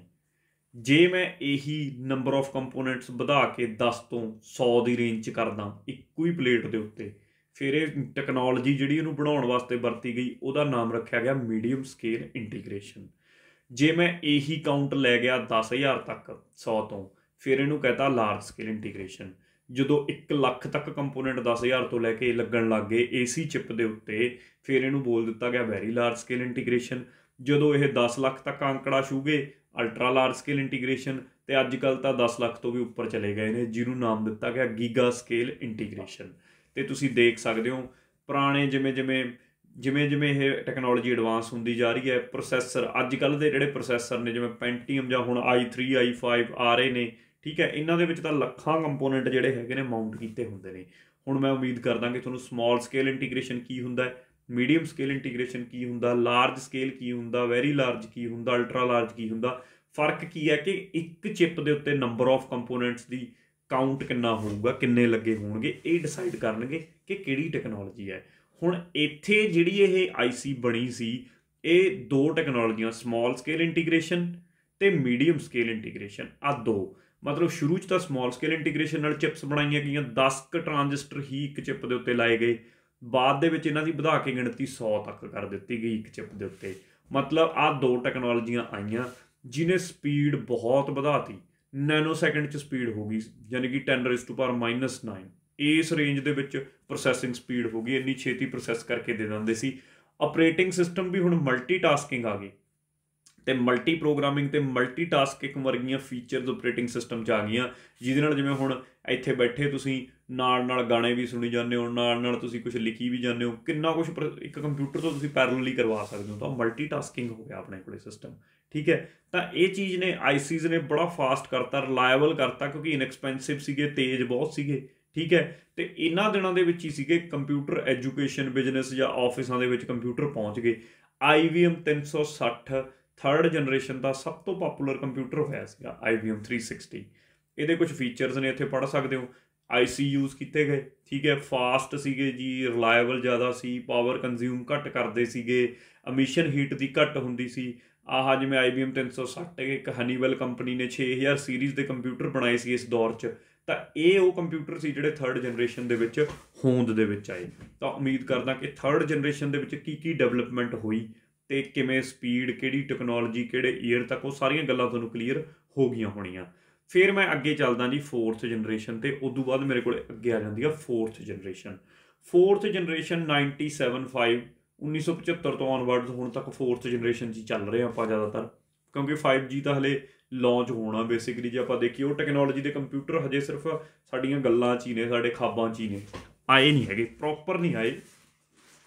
ਇਸ ਜਨਰੇਸ਼ਨ ਦੇ ਵਿੱਚ ਆਈਸੀ ਹੀ ਵਰਤੇ ਗਏ ਜੋ ਪਿਛਲੀ ਜਨਰੇਸ਼ਨ 'ਚ ਸੀ, ਪਰ ਪਿਛਲੀ ਜਨਰੇਸ਼ਨ ਦੇ ਵਿੱਚ ਕੀ ਸੀਗਾ ਕਿ ਸਾਡੇ ਕੋਲ ਜਿਹੜੀ ਟੈਕਨੋਲੋਜੀ ਸੀ ਉਹ ਜਾਂ ਤਾਂ ਸਮਾਲ ਸਕੇਲ ਇੰਟੀਗ੍ਰੇਸ਼ਨ ਜਾਂ ਮੀਡੀਅਮ ਸਕੇਲ ਇੰਟੀਗ੍ਰੇਸ਼ਨ, 100 ਤੱਕ ਕੰਪੋਨੈਂਟਾਂ ਤੱਕ ਹੀ ਪਹੁੰਚੀ ਸੀ। ਹੁਣ ਇਹਨਾਂ ਨੇ ਇਹੀ ਆਈਸੀ ਲਾਰਜ ਸਕੇਲ ਇੰਟੀਗ੍ਰੇਸ਼ਨ ਤੇ ਵੈਰੀ ਲਾਰਜ ਸਕੇਲ, ਮਤਲਬ 1000 10,000 ਲੱਖਾਂ ਤੱਕ ਪਹੁੰਚ ਗਏ। 3 ਲੱਖ ਤੱਕ ਟਰਾਂਜਿਸਟਰ ਜਿਹੜੇ ਸੀਗੇ ਇੱਕ ਚਿਪ ਦੇ ਉੱਤੇ ਲਾਤੇ ਸੀ ਇਹਨਾਂ ਨੇ ਇਸ ਜਨਰੇਸ਼ਨ ਦੇ ਵਿੱਚ। ਇਹ ਤਾਂ ਫਿਰ ਰੈਵੋਲੂਸ਼ਨ ਵਾਲਾ ਕੰਸੈਪਟ ਹੋ ਗਿਆ।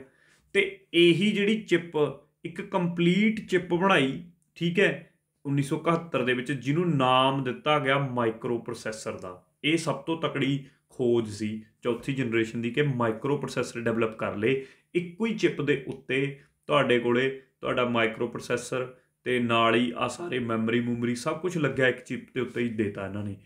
ਇੰਨੇ ਫਾਸਟ ਸੀਗੇ, ਪ੍ਰੋਸੈਸਿੰਗ ਸਪੀਡ ਪੀਕੋ ਸੈਕਿੰਡਸ ਤੱਕ ਪਹੁੰਚ ਗਈ, ਮਤਲਬ 10 ਦੀ ਪਾਵਰ -12। ਬਹੁਤ ਸਪੀਡ ਇਨਹਾਂਸ ਹੋ ਗਈ, ਮੈਮਰੀ ਕਪੈਸਿਟੀ ਬਹੁਤ ਇਨਹਾਂਸ ਹੋ ਗਈ ਸਾਡੇ ਕੋਲੇ ਇਹਨਾਂ ਕੰਪਿਊਟਰਾਂ ਦੀ।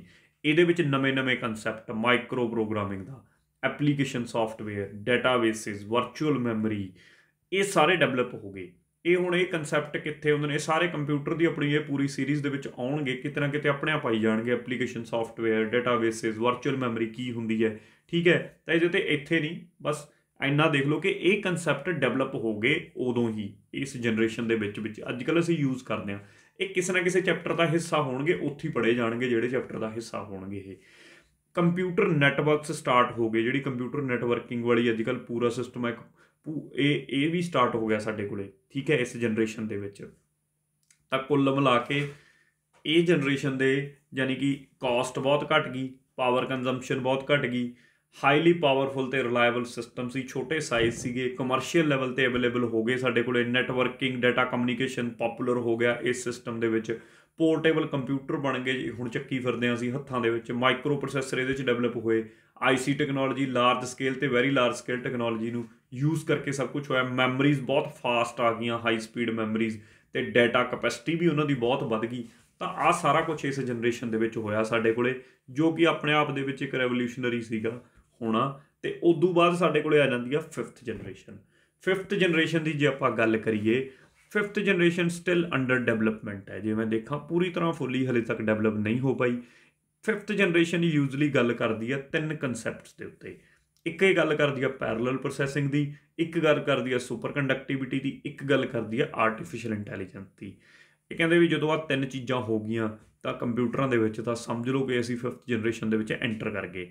ਪੈਰਲਲ ਪ੍ਰੋਸੈਸਿੰਗ ਦਾ ਮਤਲਬ ਹੋ ਗਿਆ ਕਿ ਪੈਰਲਲੀ ਸਭ ਕੁਝ, ਜਿਵੇਂ ਹੁਣ ਮੈਂ ਕਹਾਂ ਕਿ ਮੈਂ ਇੱਥੋਂ ਆ A ਹੈ, ਇੱਕ B ਹੈ, A B ਨੂੰ ਡਾਟਾ ਭੇਜਣਾ ਚਾਹੁੰਦਾ। ਹੁਣ A B ਨੂੰ 4 ਬਿਟਸ ਭੇਜਣਾ ਚਾਹੁੰਦਾ, 0 1 1 0।